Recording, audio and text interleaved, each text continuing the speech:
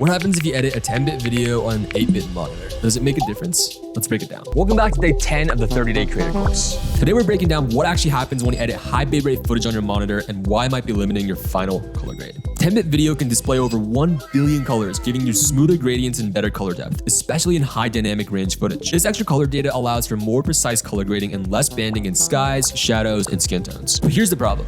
Most monitors, especially standard laptop screens, are only 8-bit displays. That means instead of showing 1 billion colors, they can only display 16.7 million colors. This might sound like a lot, but this actually limits your ability to see subtle color shifts. 8-bit displays can introduce banding, inaccurate colors, and clipped highlights, even if your footage is perfect. So what happens when you edit 10-bit footage on an 8-bit monitor? First, you won't actually see all the colors that your camera captured. If you're making color adjustments, you might push your grade too far because you're working with incomplete color information. Second, banding may appear when it isn't really there, even though the actual file has smooth color transitions. And third, when you export your video and view it on a true 10-bit display, your grade might look completely different from what you thought you were creating. So should you avoid editing 10-bit footage on an 8-bit monitor?